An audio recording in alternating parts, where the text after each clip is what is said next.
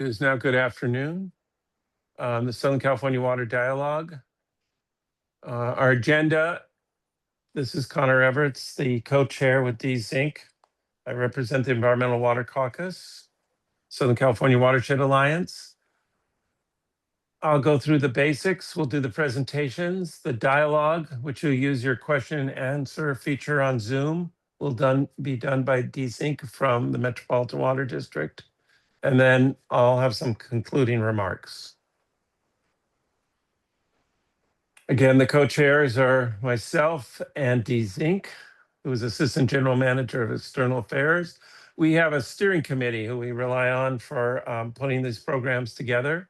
But the most important person is our coordinator, Kathy Caldwell. If you have compliments, send them to her. If you have complaints, you can send them to me. But I want to thank our committee, and if you have other subjects you'd like to talk about, please bring them forward to us as well. So you probably all know by now, we've been on Zoom for a long time. Someday we'll be back in person, but the Q&A is the way to ask the questions. We'll take all the questions after the presentations.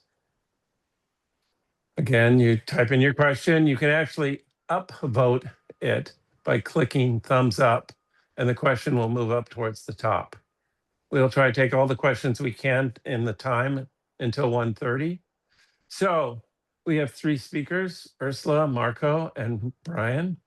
We're going to start with Ursula Schmidt, who is the manager of the Climate Action Plan for MWD. Then she will roll us over to Marco, and Marco will roll us over to Brian. It's a timely issue. And with that, Ursula.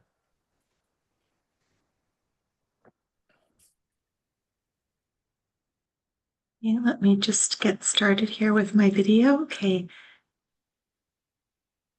Thank you so much for that introduction. It is such an honor and a pleasure to be here, engaging in this valuable dialogue with all of you.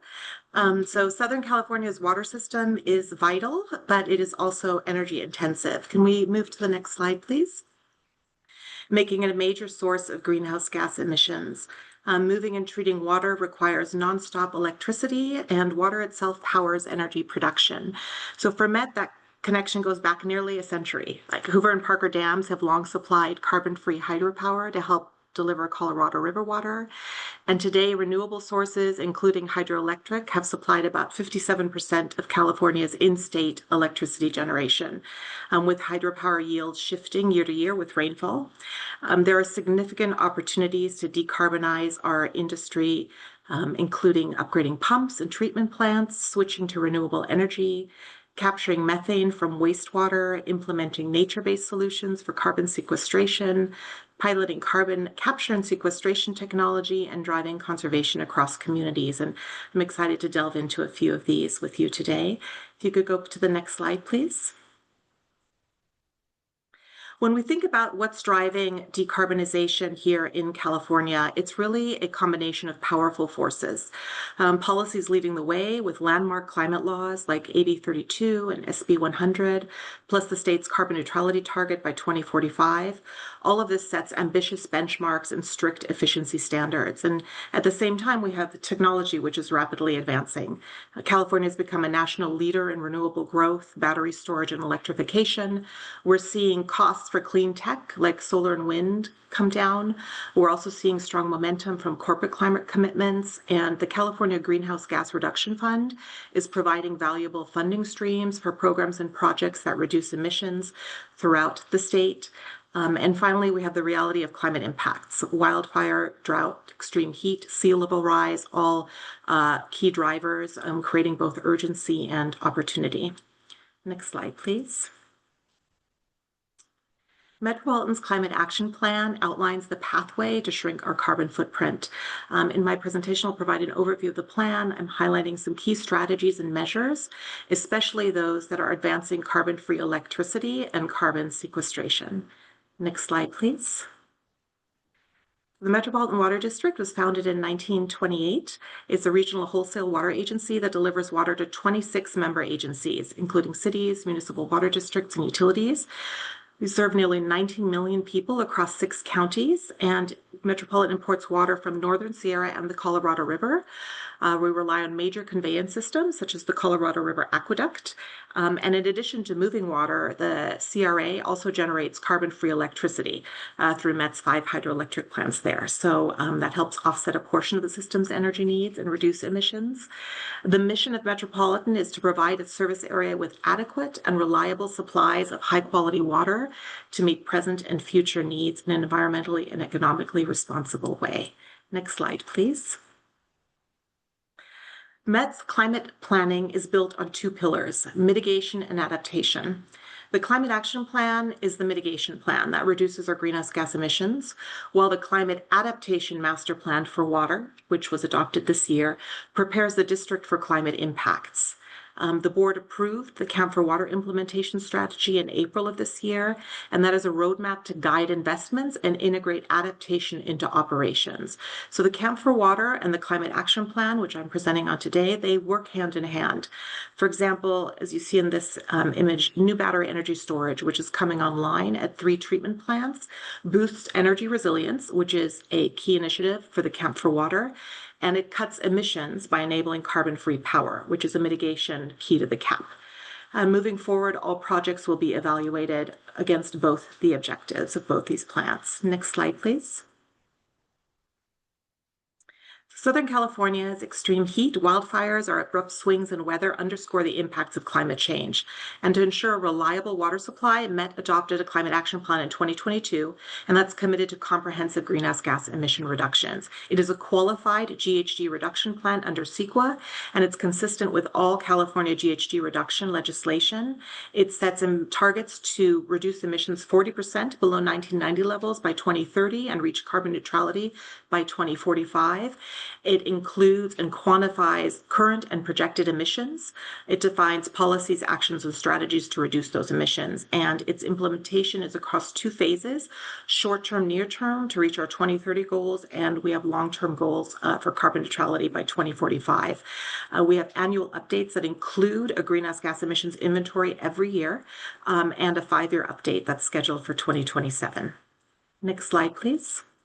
And with a goal to reach carbon neutrality by 2045, the CAP really is the blueprint for how we will cost effectively reduce emissions from operations. And those include all operations associated with delivering water, and include Met's Colorado River Aqueduct. The CAP sets the targets for reducing emissions from conveyance, storage, treatment, and it also complements Met's existing long-range planning efforts, including the Energy Sustainability Plan and the Capital Investment Plan and the new Camp for Water. Next slide, please. The Climate Action Plan covers Met's operational areas and rights-of-ways, which spans 6 counties. It spans the Delta Islands up in the north and the Palo Verde Valley to the east. You can see the plan area outlined in yellow, both in the southern region and in the northern region. Met operates an aqueduct system, pumping and treatment plants, a 230,000-volt transmission network, and a distribution system that includes reservoirs, hydroelectric plants, pressure control, and valve structures. So lots of opportunity to reduce emissions throughout their operations. Next slide, please. Met's GHG inventory follows protocols from ICLEI and the Climate Registry. ICLEI is the International Council for Local Environmental Initiatives, and it organizes emissions into 3 scopes based on operational control. So when Met's looking at our emissions inventory, it covers all facilities, equipment, and operations under our management. So it includes emissions from the 5 CRA pumping stations, from 15 hydroelectric facilities, 9 reservoirs, 5 water treatment plants, and support infrastructure, including fleet vehicles, aircraft, generators, waste, and water use. It also includes commutes and construction-related emissions, because Metropolitan can influence those sources. And as you can show here in the graph, it shows Met's GHG emissions by scope, as well as the sources of emissions within each scope. And Metropolitan does report GHG emissions data to the California Air Resources Board under the mandatory reporting of greenhouse gas emissions, because we are an electric power entity marketer. And that data is included in California's greenhouse gas inventory. And we also have voluntarily and continue to voluntarily report our emissions through the Climate Registry. Next slide, please. Met's GHG emissions, as you can see, are mainly Scope 2, and they come from electricity. And that's the electricity used to convey, treat, and deliver water across its Southern California service area. Water is imported from Northern California via the State Water Project and the Colorado River via the Colorado River Aqueduct. And then emissions are calculated based on operations under our control, including CRA pumping and delivery points for the State Water Project water as it's delivered into Met's system. And emissions fluctuate yearly depending on water supply sources, as you can see in this graph. Higher CRA pumping during dry years increases electricity use and emissions, while greater State Water Project availability reduces the CRA pumping and the carbon footprint. And that relationship can be seen here, where you see, increases in our Scope 2 emissions related to heavier pumping from the CRA, especially during dry years and during drought years. And you can see that corresponds to our dry years and drought years on the timeline. Next slide, please. Metropolitan's emissions, as you see, fluctuate from year to year, and that's largely due to variations in Colorado River pumping required to meet our regional demand. And to manage that variability, Metropolitan uses a carbon budget approach to tracking and calculating emissions. And this provides a cumulative framework for tracking emissions over time. You can visualize the carbon budget as a tank, as it's shown here, with a fixed capacity. And that represents the total allowable emissions from 2005 to 2045, which is our carbon neutrality target. And each year, Met's emissions fill the tank.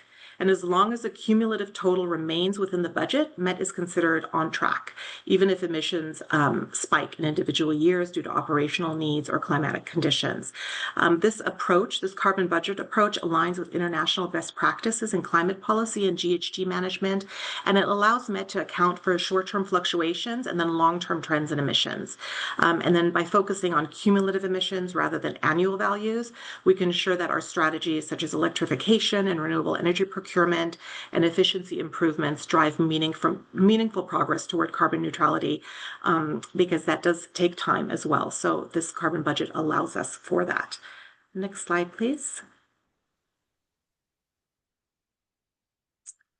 So 9 strategies and 43 measures form the backbone of the CAP. Next slide, please. In these next few slides, I'll be showing you the strategies that are in the Climate Action Plan, which are specifically detailed to phase out for the Scope 1 emissions, phase out natural gas combustion. And as an example, when we adopted the CAP, it was accompanied by a comprehensive audit of all our natural gas equipment across the district and a report recommending phase out. So that report is the implementation guideline for reaching the phase out of natural gas combustion at our facilities.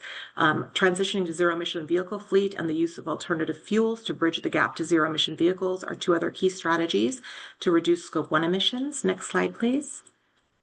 For our Scope 2 emissions, and this is what I'll be focusing on the implementation side, a little bit ahead, our 2 strategies to reduce our indirect emissions related to electricity consumption is to utilize low carbon and carbon-free electricity and to improve energy efficiency.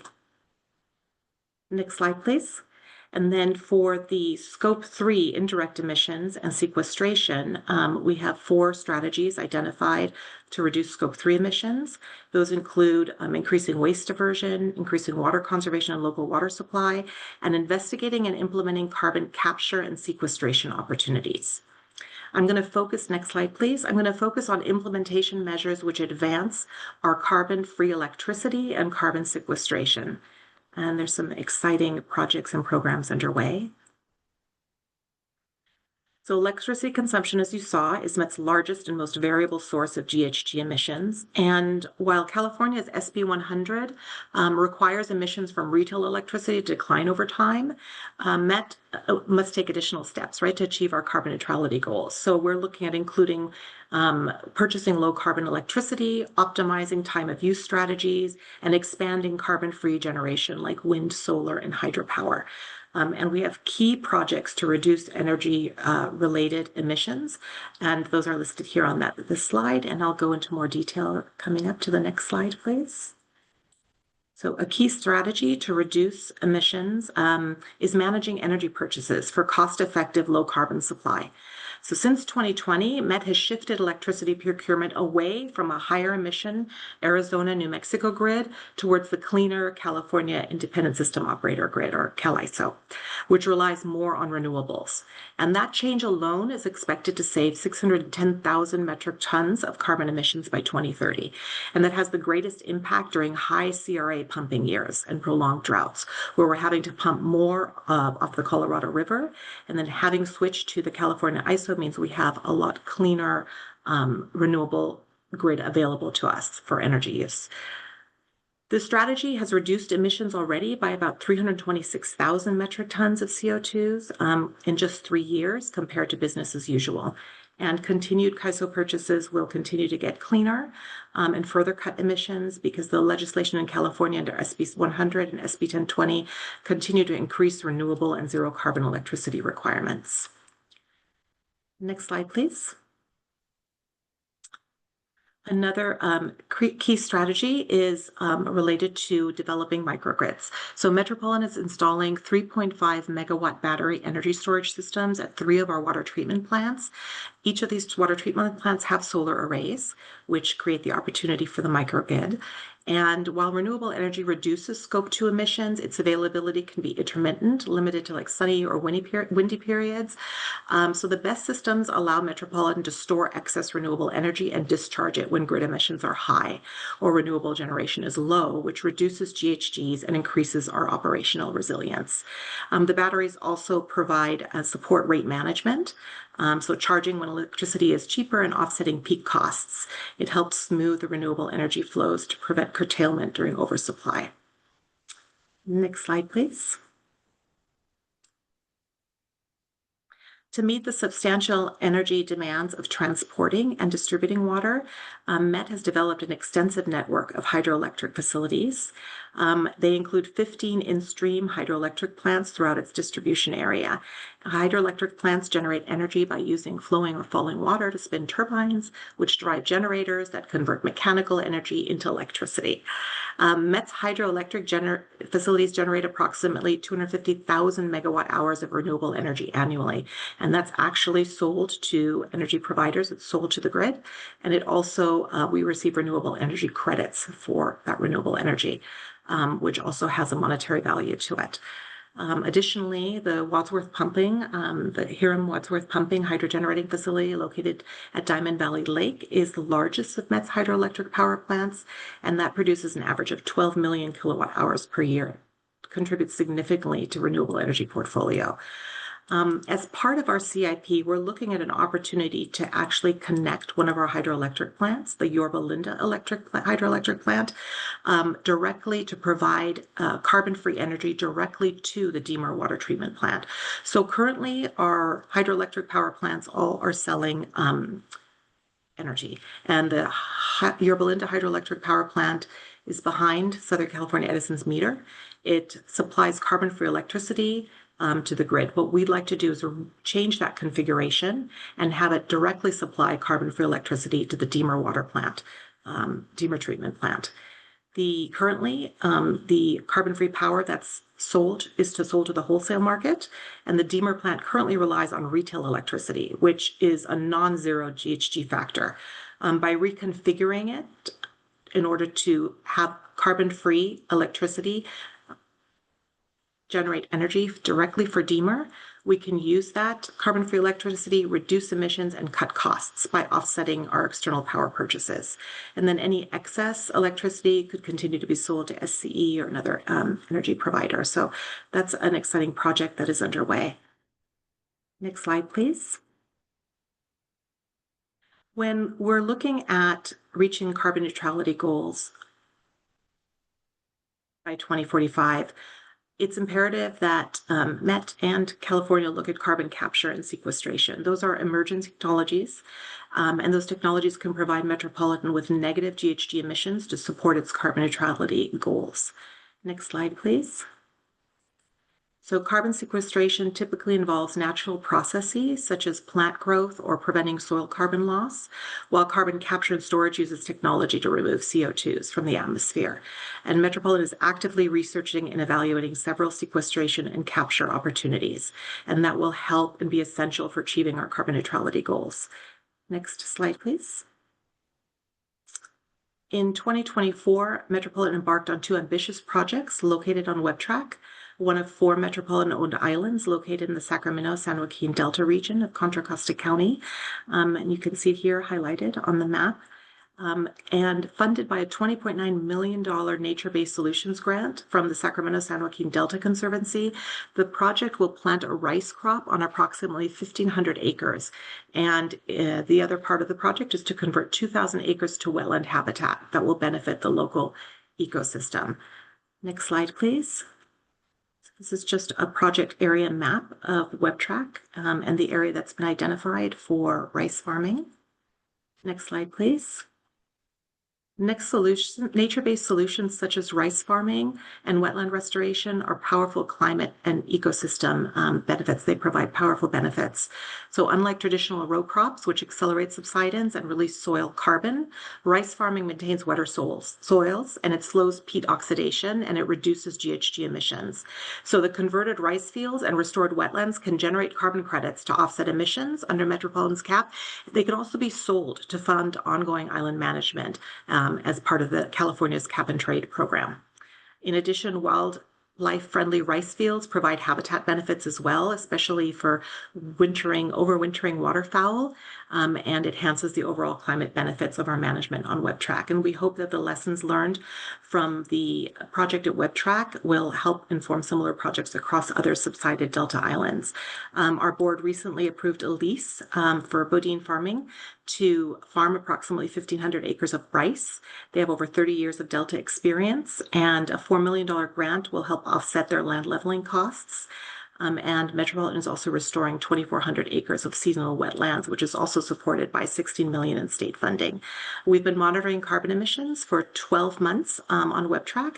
And so once the rice farming starts, we'll have a really great baseline against which to measure the reduction in emissions as a result of mitigating subsidence and other rice farming benefits. Next slide, please. For the wetland project, then over 2,000 acres of wetland that'll be constructed. This will also actively sequester carbon and improve water quality and create critical habitat for fish and wildlife. And this is very essential for the stewardship of land up in the Bay Delta area. Next slide, please.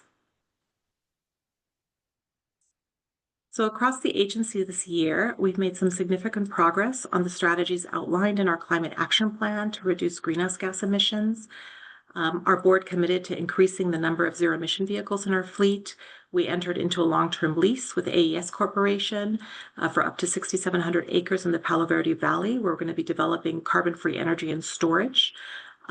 We also transitioned to a vendor-operated offsite IT data center in 2024, powered by 100% renewable energy. That's another area that water utilities are grappling with, how to reduce emissions from their data centers, which are increasing tremendously across the states.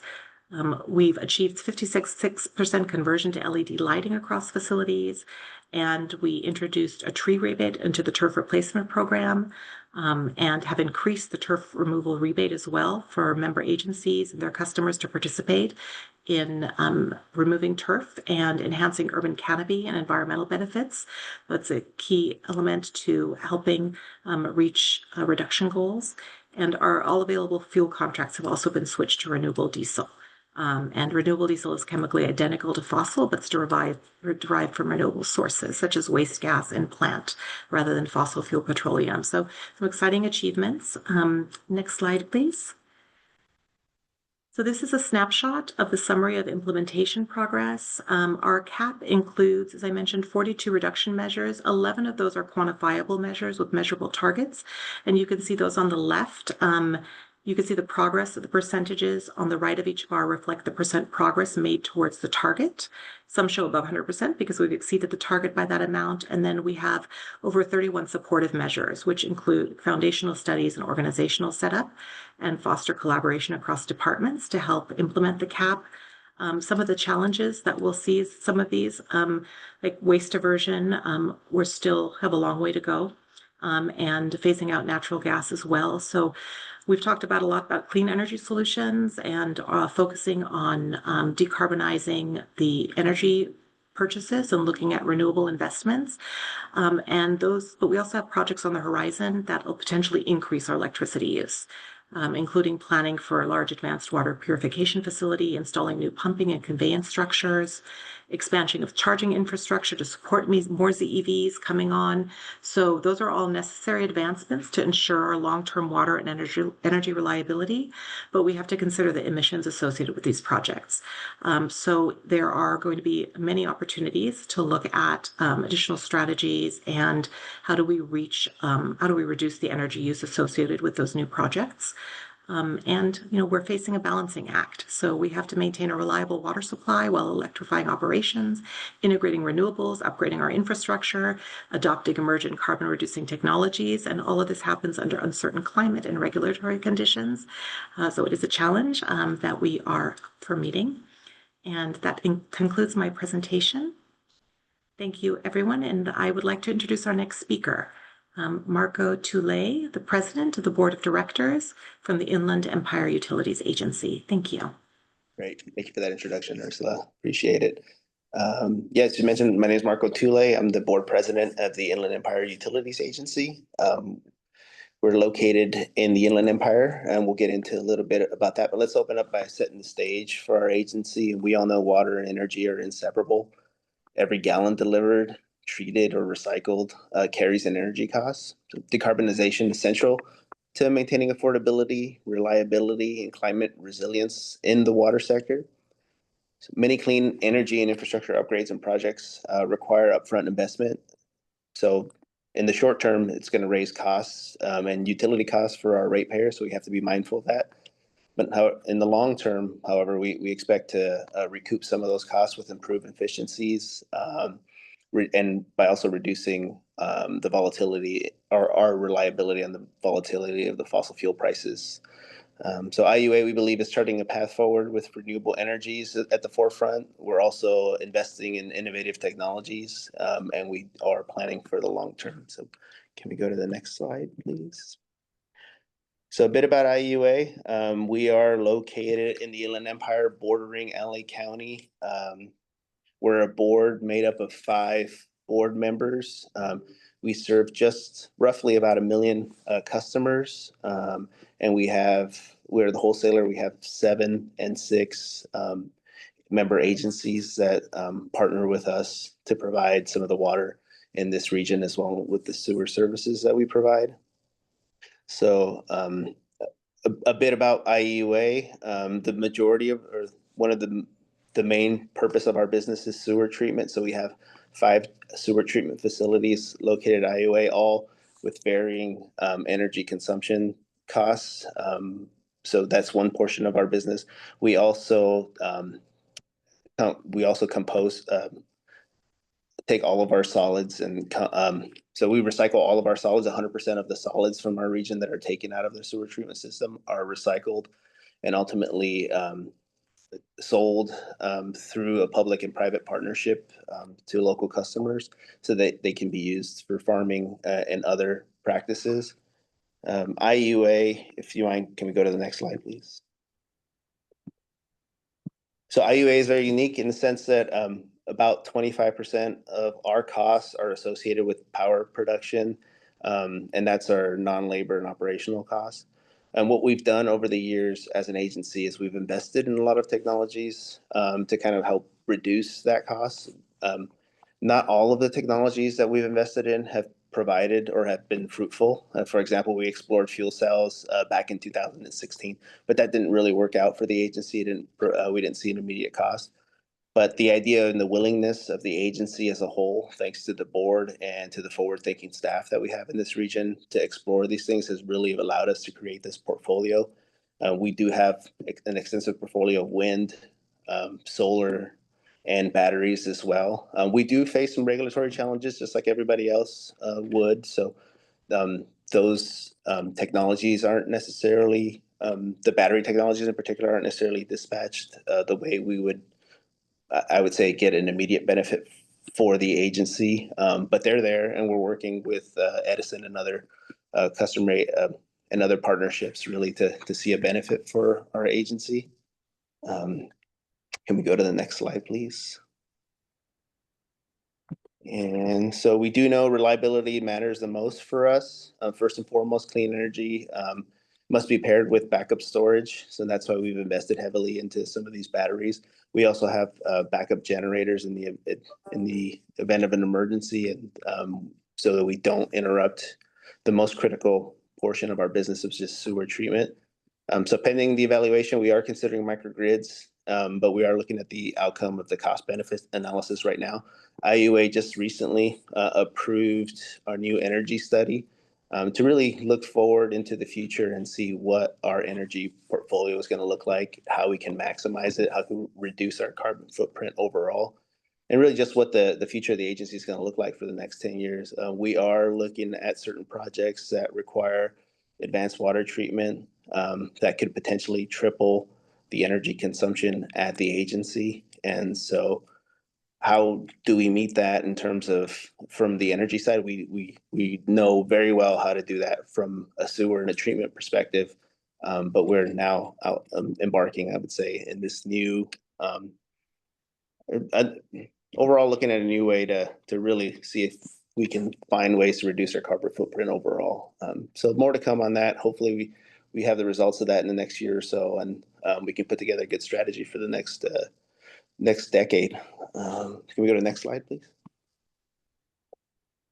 So some of the future opportunities that we have, IUA by and large has a large footprint, geographical footprint. So we do know we have space to continue to add new renewable energy sources, particularly solar and wind, onto and into some of our facilities. We can integrate that pretty quickly. We are also exploring some carbon-free, innovative, I would say, that require a lot of partnerships. So we have talked about, as an agency, about exploring nuclear projects, particularly small modular reactor projects, SMR projects. Now, we do know that this is something that would take a big effort, not just on behalf of the agency or with the agency, but it's going to require a lot of collaboration with partners. So we are exploring that at the moment. And we do need to look forward into integrating some new technologies into our business. We do know that the majority of the operating software is now moving from a software ownership base into a cloud-based service. And so how we adapt and how we integrate those new technologies into our business is going to be vital to the success and the reduction of our energy consumption in the future. And if finally we can go to the next slide, please. Yep, and so IUA is an agency. We've existed for 75 years. We fall under the MET member agencies. We're the third largest MET member agency by staff. And from the control room to the boardroom and all across, I think the one truth that holds within IUA is that innovation is really what keeps us reliable and keeps driving us forward. At IUA, our renewable energy resources are laying the foundation for a carbon-free future. One that may one day include advanced technologies like, again, like I mentioned, SMRs that can provide base-loaded, reliable power, carbon-free power, 24/7, and that ultimately is just to the benefit of the residents into Southern California. And so thank you for giving me the opportunity to be here with you today. I'm now going to turn this over to the next presenter, Mr. Brian Falconer. Thank you. Awesome. Thanks, Marco. Can you all hear me? Mic check.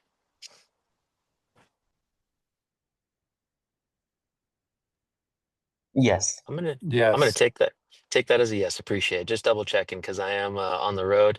So glad to be here with you all and to be amongst my customers, the Metropolitan Water District and Inland Empire Utility Agency are two groups that I work with so much, so closely on the very subjects that you're hearing about. So I'm really proud to dig in a little deeper from the electric utilities perspective and share some more about where we've come from, how far we've come, what we're doing, what folks are taking advantage of, what options you may be aware of but may need some more insight on, or options that may be new that you're not aware of that you would benefit from knowing more about.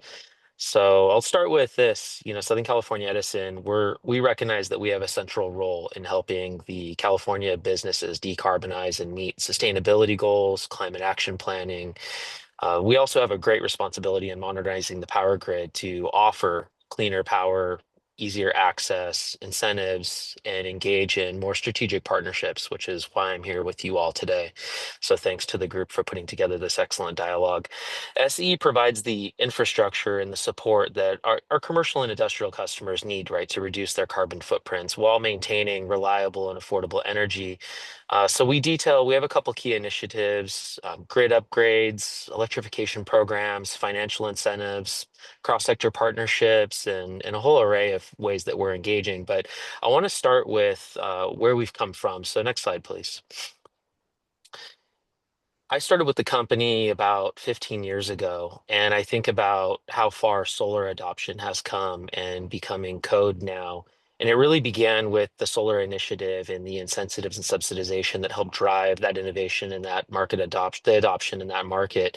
And Edison's played a key role in administering those programs and making accessibility, making interconnecting, engineering, and understanding the benefits, easier and better. We've been for more than a decade helping customers with adopting distributed energy resources like solar, battery storage more recently, and other self-generation projects. And that's through our customer service group. We provide a free service to our business customers where we give a investor quality engineering and economic analysis of proposals for folks that haven't entered into any agreement to help understand and kind of shake the tree on whether the project proposal, the details are tight, whether the details around, utility rates, energy costs, escalation, inflation, and all that are, track with what we see given our experience. We also have grid technology learning centers, 4 of them throughout the service territory, where we focus on and specialize in certain areas, but most recently on electric grid modernization. And that's through testing innovative and emerging products, especially with inverter-based generation, more recently with electric vehicle infrastructure and vehicle-to-grid technologies. And that's an important resource for all Southern Californians that can benefit from the studies, the analysis, and visiting the sites, touring those sites, and understanding what we see, what's working, what's not working. And we have numerous utility administered programs for things like, you all know, energy efficiency being a leader for us for many decades, now is administered through third parties, but still a key part of our portfolio, or what I like to refer to as the loading order for businesses, when they start thinking about the effect that they can have on their carbon footprint. One of the first, and you all know in the water industry all too well, right, is conservation. Start with conservation, behavioral type measures, influencing behavior, and then you go from there into the more exotic options, like adopting clean energy technologies. Next slide, please. So in 2017, Edison began releasing a series of white paper and analysis study results, Countdown to 2030, followed by Countdown to 2045. And since then, more Mind the Gap and other clean energy focused studies. These analyses are an ever-evolving process for us, and most recently have included much deeper dive into climate adaptation. And I know that's a key subject, a key area of interest for so many agencies that are participating. Our specialists and experts, subject matter experts, have presented to Metropolitan's board and have helped provide insights and information to numerous agencies to help them shape their climate action plans and what they're going to do. Along the bottom of the screen here, you can see a summary of those papers. They're all available on our parent company's website, Edison International, and it really does provide a great deal of background, analysis, and then actionable items, actionable initiatives. Next slide. So key takeaways from the Pathway 2045 is that we really must make extraordinary change. I mean, that's the bottom line. We have very ambitious goals for our state, and the leading driver for reaching that will be decarbonization of the electric sector. But that also means greater electrification adoption. And so this is a point of intersect, right? We want our customers to electrify more of what they're doing day to day so that they can be using more of that clean energy that we're procuring and providing through the grid as we progress. But we're also recognizing the need for a diverse combination of, low carbon fuel use. And the latest analysis that contributed to the Pathway 2045 does provide a really wonderful breakout of the diverse needs that are going to be required to not only meet the clean energy goals, but also provide the reliability and the resiliency that we need, being in, a sensitive area here in California that is prone to earthquakes and other potential natural disasters. The Mind the Gap paper, really the key takeaway for me here was that we have to quadruple our annual rate of GHG reduction. And that's a big number. Doing anything as it is tough, but doing it 4x is even tougher. And we cannot lose sight of affordability. I know from my discussions with my customers, with water agencies, that affordability is a key concern. Electricity rates were on a 5-year rise. We had a little bit of a break. We thought it would last longer, but we're already back on the rise again. Our business is doing a lot to augment and to adapt to get back to tracking with standard inflationary rates. But it has been tough the last 10 years, and we recognize that. So there's always a focus on affordability and what we can do to help customers influence their energy costs outside of the fact they need to use more energy. The Adapting for Tomorrow paper, this really gets into the need for collaboration and strategic partnerships like we have with key agencies already, and many, I'm sure, in attendance today. That failure to adapt is not an option, and it has massive consequences for public health, safety, resiliency of the region, et cetera. That was a key takeaway. And then get into Countdown 2045, which is the broader paper, and we really get into system planning here. This is where we really dig into what the grid is going to need to look like in order to serve customers in 15, 20 years. And we recognize that it's going to be wildly different than how it has been for the past 100. When I take calls from customers about outages, or we receive notifications about maintenance that's going to interrupt water production or a water operation, I'm very sensitive to the fact that this is going to be a struggle for us as we adapt and modernize the system, that it is going to have a material impact on customers. And we have to look at that risk versus reward very carefully. And that's the need for collaboration and partnerships so that we can do it carefully, thoughtfully, and execute it successfully together. Next slide, please. I talked a lot about Pathway 2045, and we recognize that electrification is the key strategy coming from our parent company and the results of these analysis. But the big headliner right now, and I know it's a big concern for a lot of my customers, is the amount of increasing demand. Our friends at Metropolitan referred to their advanced water purification project, and there are others throughout our territory that we serve that are going to increase demand 8x, 10x for some businesses. And I'm seeing these come through with engineering requests and planning requests. And so we have to recognize and adapt to an ever evolving demand for system planning and collaboration on how we work our projects in a way that's going to be meaningful for the end users.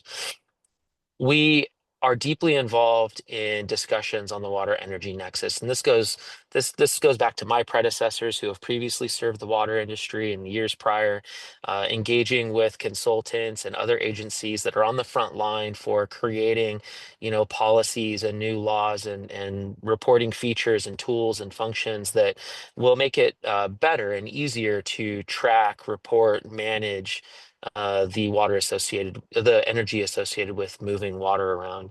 So I want to dig a little further into the water energy nexus on the next slide. We know that 12% of electricity use in the state is generally speaking water related. The number's probably higher. I've seen other figures that are higher, but conservatively, it is still greater than 10% of our annual rolling use in the state. And I think Marco mentioned, saving water is saving energy, and that is reducing GHG emissions as long as the grid is not entirely carbon free yet. So we're looking at new tools that have been developed through our engagement at the CPUC level, the California Public Utility Commission level, with our partners and other engaging agencies.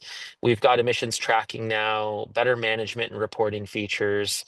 I know that this is helping agencies achieve their climate action and sustainability targets more readily, at least be more aware of how that's going, what their targets need to be, and we're looking to continue our input and contribution to making that better through utility programs and offerings, which I'll get more into in a bit.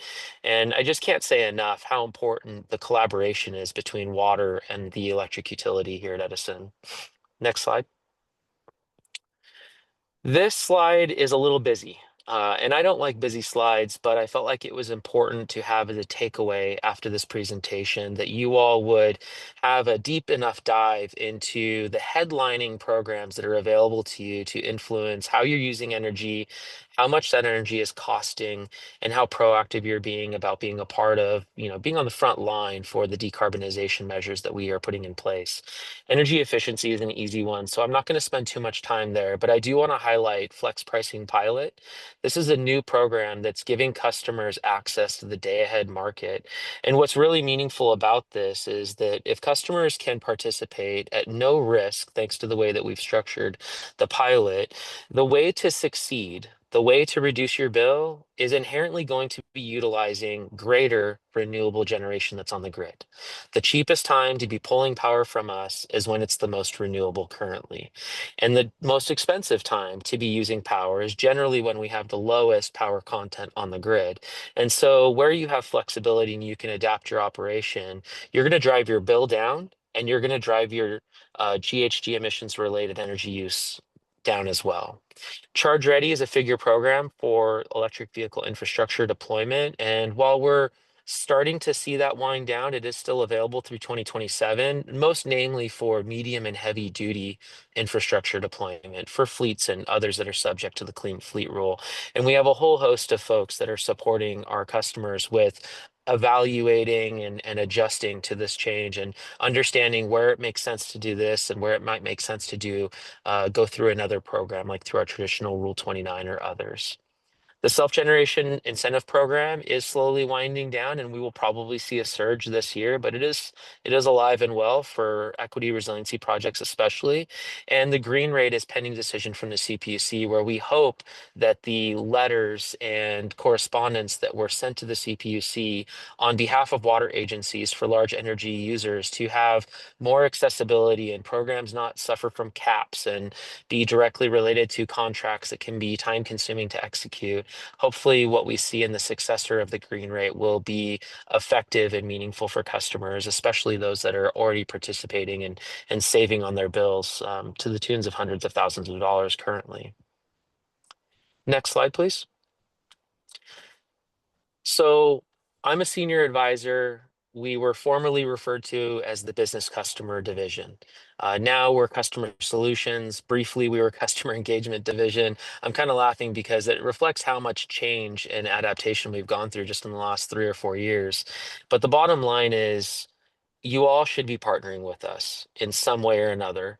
You should be engaging with customer solutions now, as we're called, through a rep like myself, or you might be working with others. And on projects, you should be working with a single point of contact in our planning or engineering department. And that's so key to have that single point of contact. From my experience, where I see most folks struggle is when they don't have somebody they can go to that's championing for them, that's trusted and going to take care of their issues. I mentioned the engineering and economic analysis that we've been doing for more than a decade. This is still a service that we provide, and we're looking at new ways to utilize the team's expertise in evaluating proposals for projects outside of just distributed energy resources where it may serve customers for clean energy adoption. The transportation Transportation Electrification Advisory Services, that's a tongue twister.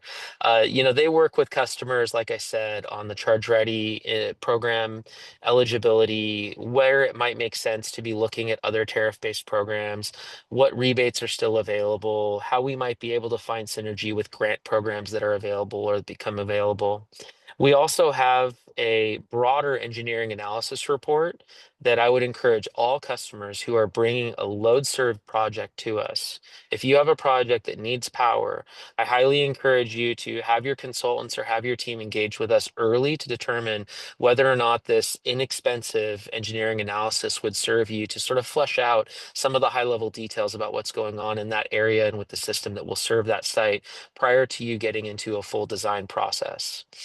All of these are available in more detail on our website. Our website replatformed.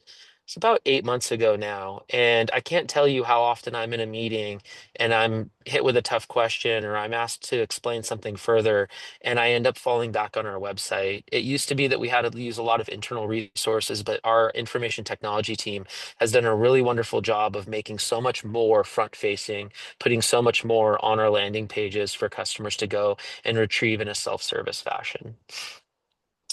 Next slide. I'll end with some helpful links, knowing that this presentation is going to be distributed to all the participants. And this is just the tip of the iceberg. I'm only covering as much as I have time for here and want to be respectful for everybody in this meeting. And, I could go on and on. Most that I serve on a regular basis know that our frequent C-cups are an hour, hour and a half just over Edison materials. So, take these as a means of sort of breaking in or breaking through on some of the key subjects that you're working on. And please don't hesitate to reach out to myself or another representative from Customer Solutions here at Edison to find out more about how we can lean in and how we can help drive, justify, vet projects that are going to help you reach climate adaptation, climate action, and sustainability goals. And that's it for me.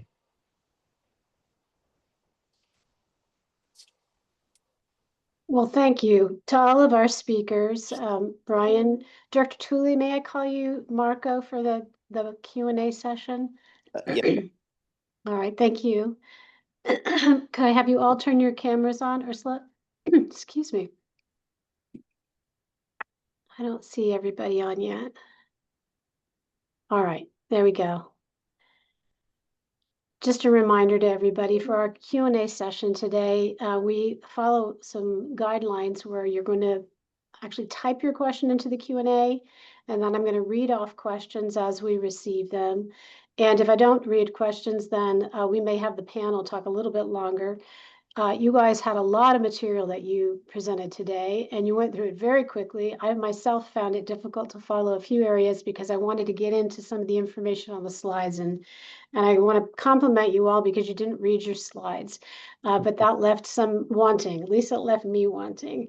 So if we could go ahead and get into it right now, I'm waiting for some questions to populate, but I'll start by asking just in general, all of you, since this was a panel about what's happening with overall in the water sector in terms of its carbon reduction. Do we have a sense of how the water sector is doing? Are we seeing, I know some of what Metropolitan is doing is voluntary. Can you talk a little bit about what's happening water sector wide? And then I see we've got a question. I'll go to that next.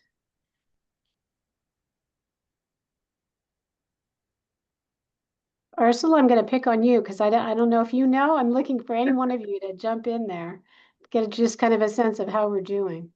Sure. How we're doing with mitigation across the water industry, adaptation. I think there's a lot of movement. I think agencies and utilities, what I found and joining other utilities, even across the US as a member of the Water Utilities Climate Alliance, is that a lot of the challenges are shared for being able to implement projects to reduce emissions, especially when we're looking at like design, build, and construction projects.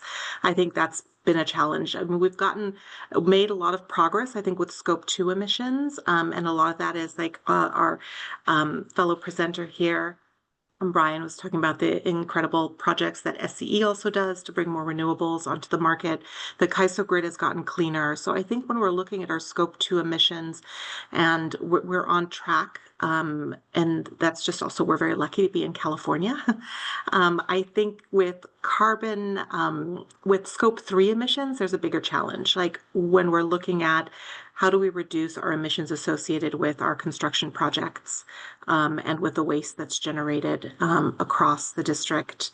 How do we build those sustainability, climate resilient mitigation goals into the design build process, and have those implemented? Obviously, there's a lot of, when we're looking at construction, even when looking at, for example, asphalt is getting, there's some really interesting advancements being done on that, and the development of asphalt that has a lower carbon footprint, looking at embedded carbon in those materials, but then being able to have the science and the studies and the confidence that that material can perform under different environments. I think that is where the challenge is, right? So there's technology coming on the market, which reduces the embedded carbon in those materials and that technology, but it's having the confidence that it can perform to the reliability that's required for water infrastructure projects. So I feel like that was a handful to say, but I think that's where I see some of the biggest challenges, is when we're looking at Scope 3 emissions related to construction, and also waste diversion, looking at our water treatment plants and seeing what are some opportunities to take waste that's generated, such as solids, some of the sludge from the water treatment processes, and seeing what beneficial end uses there can be for that material. I think the wastewater industry has made some advances in that, just because the solids coming off the wastewater process can be used in agricultural applications. But when we're talking about clean potable water treatment, it's basically inert sludge. So we have to see what are some opportunities to be able to maybe include that in, whether it's going into biodigesting or biogas. What are some end uses for that product? Thank you, Ursula. Marco or Brian, do you want to respond to that question, or anything that Ursula just said about some of the challenges that we anticipate? I'll add a bit if that's okay, Marco, if I Yeah, jump in go ahead of ahead. you. Jump in after you, Brian. Thank you. Yeah, so I'll start by just commending Met, IUA, and others. From my experience, these agencies have been very proactive and welcoming to new program opportunities. Met's buying millions of kilowatt hours from us a year under 100% green program and saving in the process. And that opportunity came up quite abruptly and suddenly, and I have to commend Met for being able to move on it fast, and IUA similarly, most recently with the flex pricing pilot, another opportunity that has come up kind of suddenly.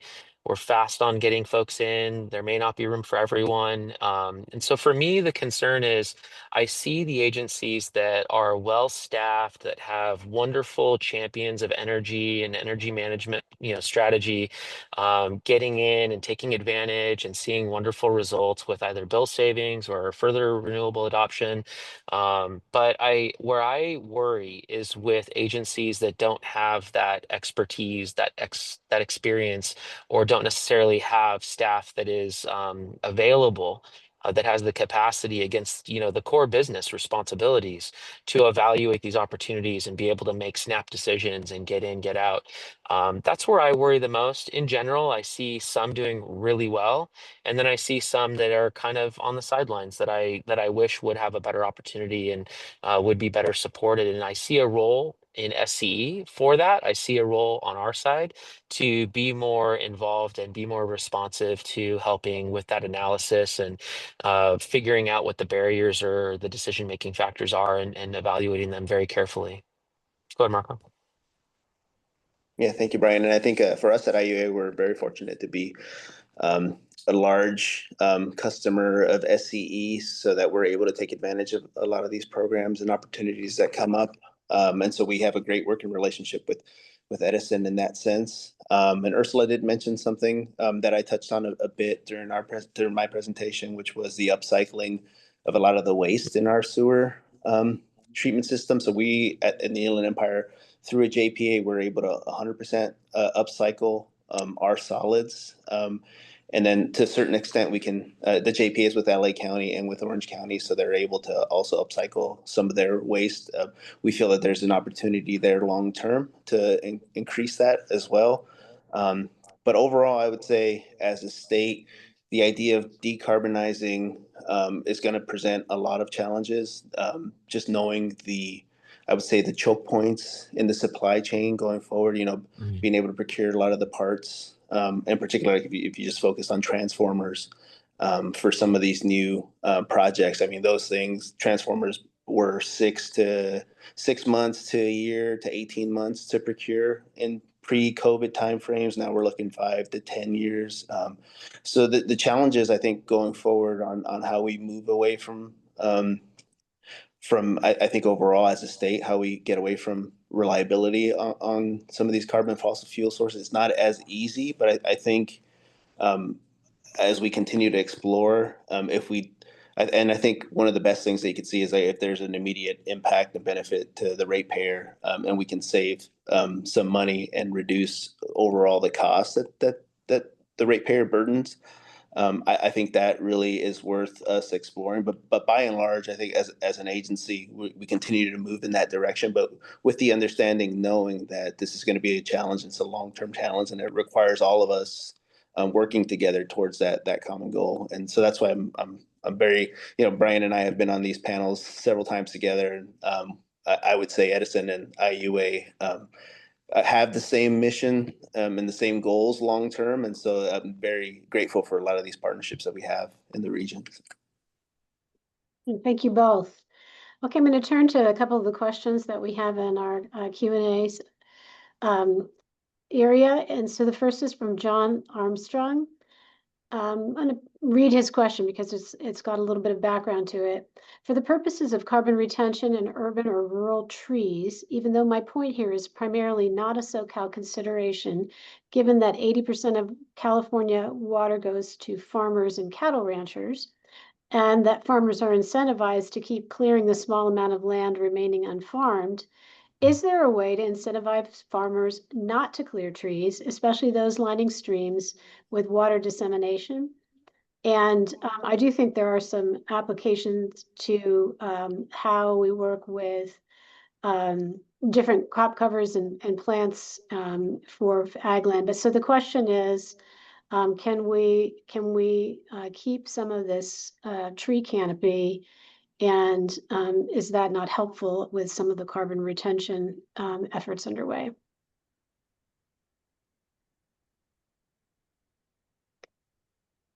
Okay, Ursula, I'm going to go to you again just because of our work on our Delta Islands and some of the efforts to handle carbon sequestration, and see if you can offer some thoughts here.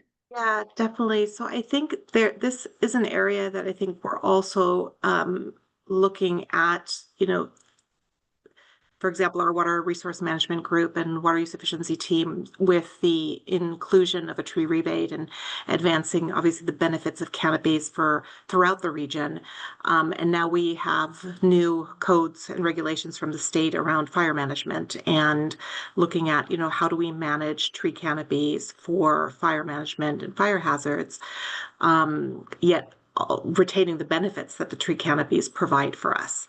So I think there are some interesting, there's work that's out there with felled trees, for example, trees that are felled that are a great source, a great biomass source, and they can actually return carbon to the soil. There's a permaculture technique called hugels, which you take felled trees that have been diseased, or they're just, they've been maybe cut for a reason, hopefully not just because, that they're not a healthy tree, but those are used in hugels, and it's returning that biomass, just like you see it happen naturally in a forest, right? So you get that decomposition and soil health and regeneration from that decomposing canopy material. So I've seen agencies work with that in Southern California to sort of be able to take advantage of what the benefits can be from felled trees. In terms of bringing down healthy trees, I think there always have to be other solutions that can be found to that. We want to maintain our tree canopies. I'm not that familiar with the challenges in the Bay Delta around related to tree canopies. I'm very familiar with what it is here in the urban environment when you're looking at the wildlife urban interface and the new regulations to reduce fuel loads and potentially have to take out canopy that's within the 5 feet zero zone of structures. And then, taking out healthy canopy while at the same time we want people to plant canopy to reduce heat island effect, to reduce energy loads. A lot of local governments have incentives to plant trees too, just for building energy envelope, right, to bring down the energy use of the building. So I think there's competing priorities, and that can be challenging. And how do you address that, especially with the new fire management requirements that are coming down from the state?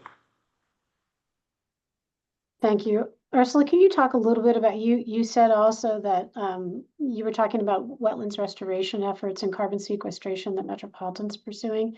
Yeah. How do we measure that? Is there a way to measure? I mean, obviously there's a way, but how are we measuring it? How are we registering the sequestration that's happening? Yeah, so we have carbon monitors that are in place at WebTrack.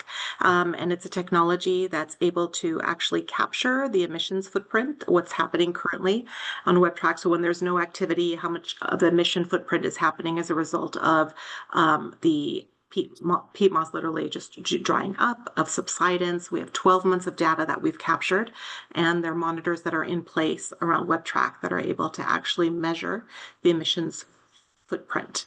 And so when the rice farming starts, we have then that baseline against which to measure emissions, and hopefully we'll see that reduction that we're expecting at that site. But that new technology is out there, and folks are using it, and it's a great way to be able to measure the impact of things like rice farming and wetland, restoration and more regenerative farming practices. We really want to be able to capture that data, because then that can also help us generate and monetize the value of those emissions if we want to go ahead and include those in the cap and trade market. The Department of Water Resources just recently had a project where they're also bringing in the carbon credits from a regenerative program into the carbon market, and they're selling those. So we're looking to see what happens with those. And if you were able to monetize those carbon credits, it also offers an incentive to farmers. We can call it carbon farming, right? How can you incentivize farmers then to move to a less carbon intensive, more carbon sequestration intensive crop, where you're sequestering carbon with your farming practices. So Great, thank you very much. I'm going to go to the next question, which is from Marlene Pamencia Herrera. And I think, Brian, this question might be for you, but Marco, you might have something to add here. For districts that do not have an official climate action plan, is there resources or programs available to help develop one and find where improvements can be made locally? I love that. It makes me think of the effort that we made with the Environmental Protection Agency to develop a PSPS standard operating procedure template. And this is a large template that has a lot of really valuable information about emergency management, outage management, response, that serves as a template for folks to go and grab and then pare down and find the things that are applicable and suitable. Um, I am not aware of one at this time. Those of us in customer solutions are obviously very close to this, and we're constantly working with customers on what they can do to, be more green and take advantage of clean energy technology and adopt new generation or new distributed energy resources for that purpose. But I'm not aware of any kind of a template or workshop or anything like that, at least not that we're administering or facilitating. But I love the idea. I think that's something really great to take back to the team from this meeting. We were very proud of what we came up with on that standard operating procedure template and the way that it served customers that have had to confront the impact of public safety power shutoffs. And I think this is a similar stressor type thing, right? Especially for smaller and lesser staffed agencies that don't necessarily have the means, the resources to craft it themselves. I really like that. I'm really glad you asked. We don't is the short answer, but I'm stewing on it already. Well, that's great, Brian. Thank you.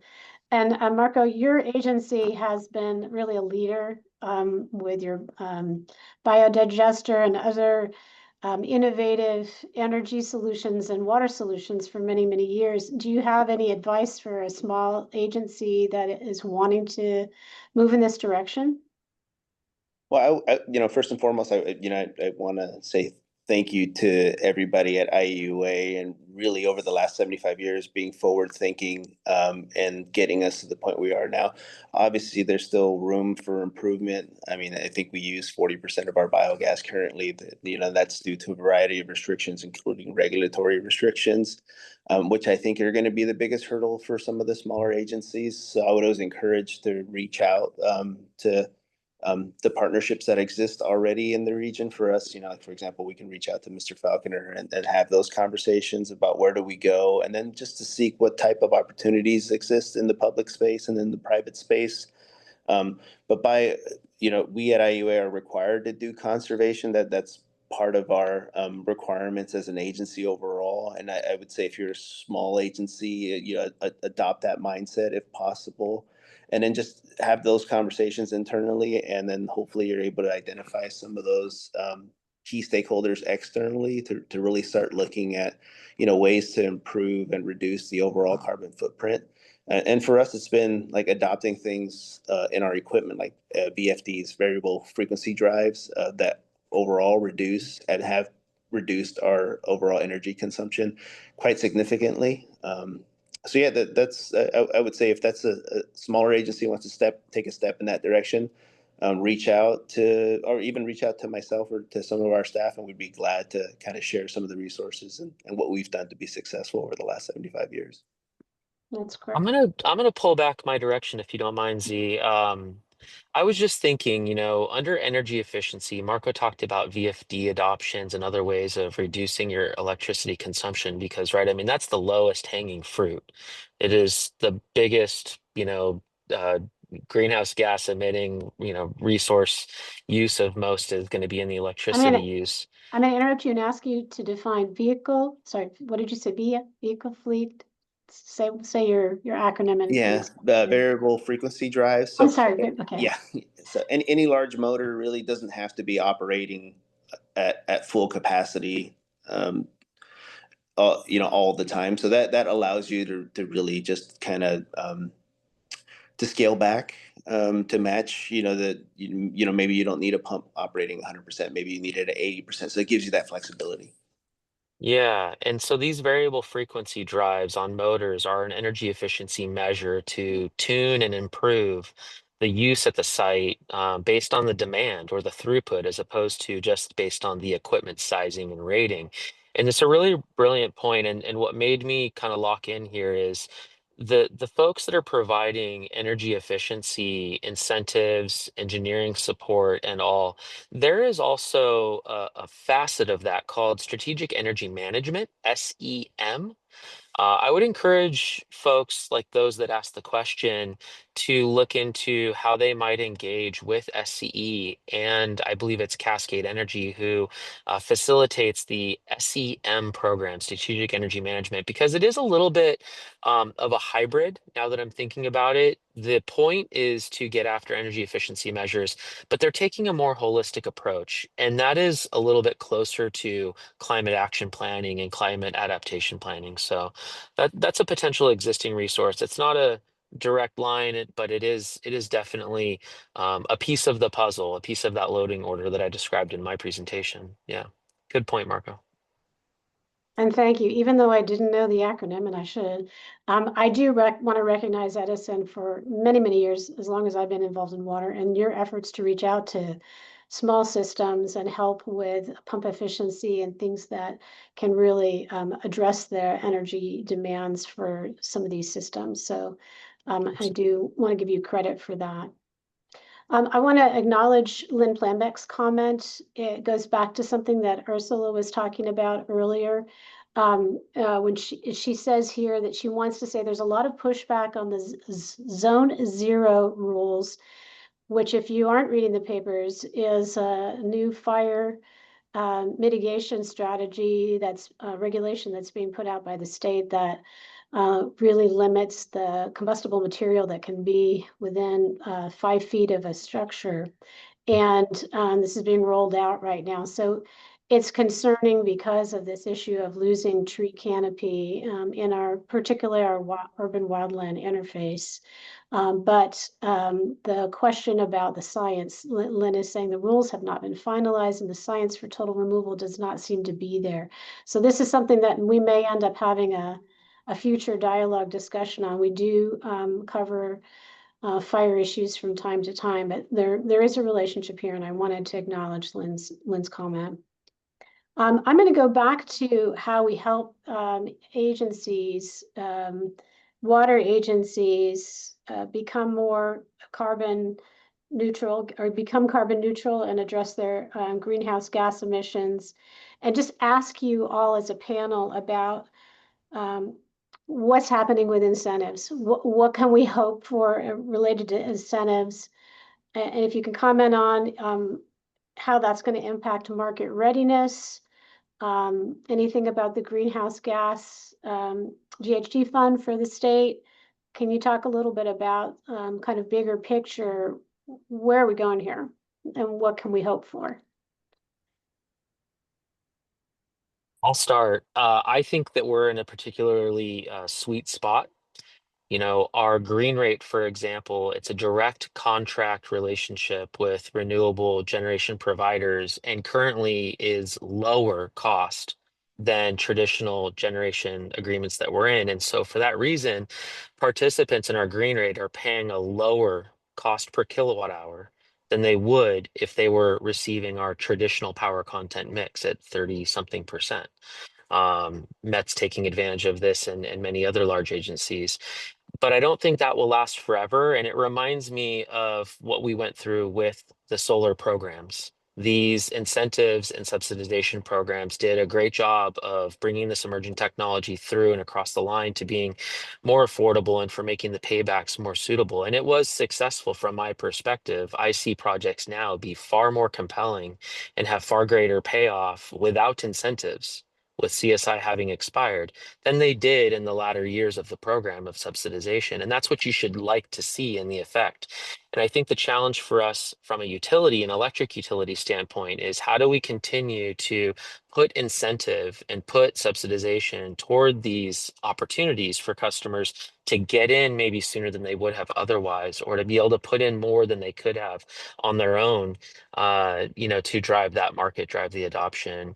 I had a number of agencies get together and write a letter to the commission expressing their concern about availability and accessibility for large power green rate programs.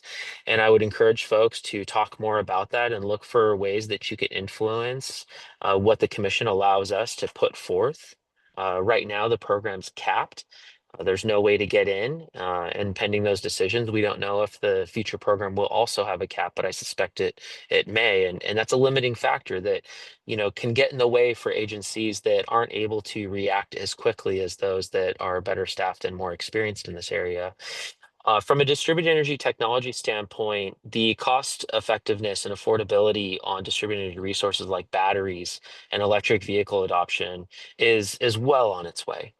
It's well on its way, but there are still capital funding limitations and other nuances and permitting requirements and things that and competing priorities with water quality and other emerging issues that I know are a big problem for folks in your guys' sector. And so just continue to engage with my company and with those on my side about how we might be able to make a difference, how we can keep bringing that around the corner so that it can be compelling, that it can be cost effective and a meaningful contribution to greenhouse gas reduction through water operations. It's ever evolving. The flex pricing pilot, I say, would be the leading opportunity right now today, that if you haven't looked into it or if you haven't heard about it, go look into it, go find out about it. It's got training wheels on it. It's risk-free. It's a brilliant structure, and it gives folks the opportunity to look at where they might be able to do load shifting to better take advantage of renewable generation that's on the grid.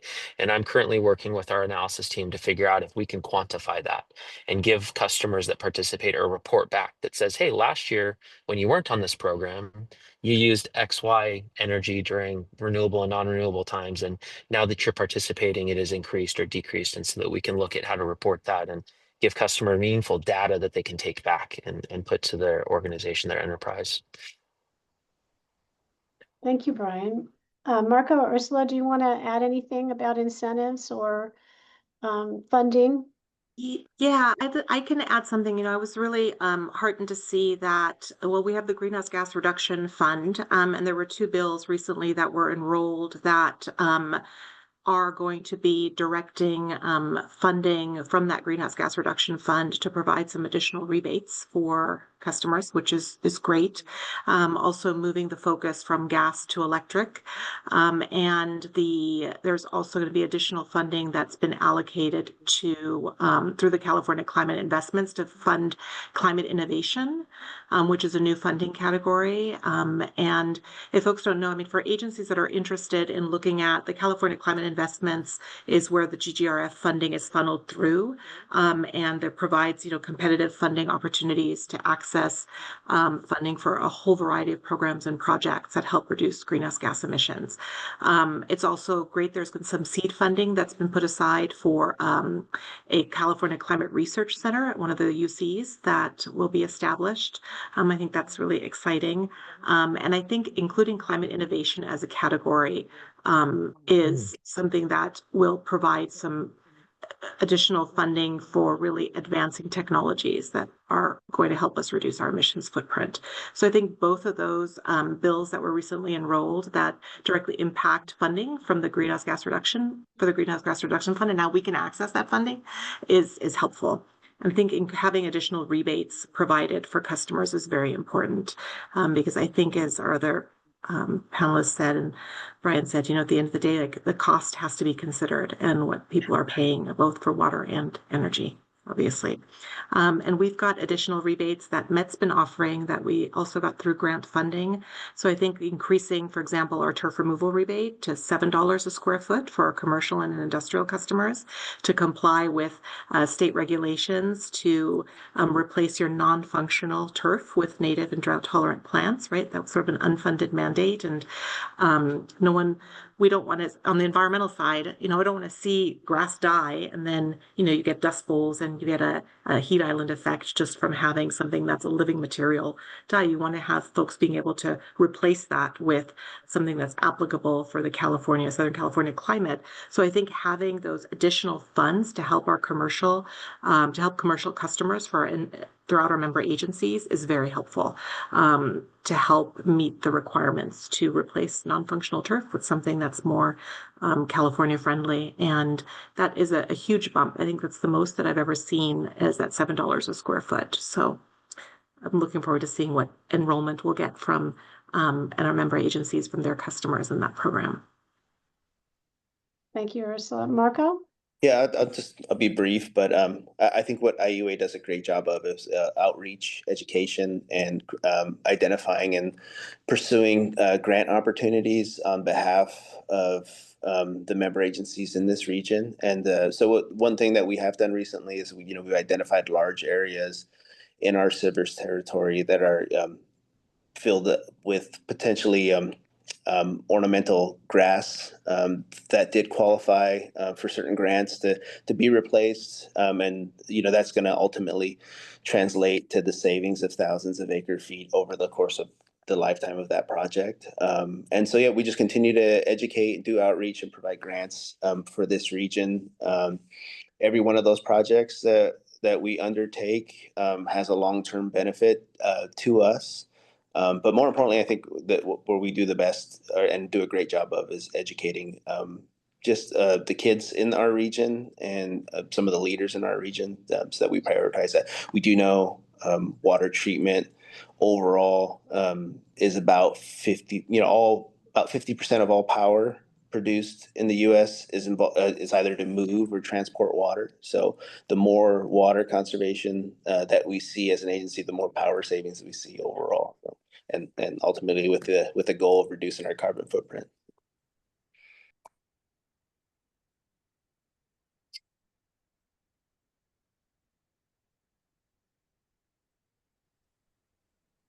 I'm sorry, Dee, I can't hear you.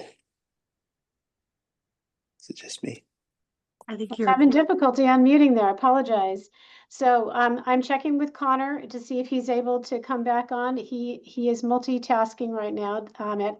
So asked me to be prepared to close out our program. So unless his camera comes on, I'm just going to thank all of you for giving us this great overview of what's happening right now with the water industry, the community, and the energy sector, and what we're able to do to reduce our greenhouse gas emissions and be a part of a solution. I look at this personally as first do no harm. So if we can, as a water industry, limit our and reduce or eliminate our impacts, then we're well on our way to solving problems for the region. So a lot of great tips today, helpful information, resources, and we'll try to make sure that we make anything available that you guys provide to us online with the materials we're going to post from today's session. So we always appreciate feedback from everybody. If you would like to provide a comment on our program today, please do. We stay open for a few minutes afterwards in the chat if you want to put anything in the chat. But mostly just want to say to everyone, thank you for joining us today. We look forward to having you back again next month. And thank you to our speakers for taking the time to share your stories with us. Have a great day. Have a great month. We'll see you October 22nd for the next dialogue. Thank you. Thank you.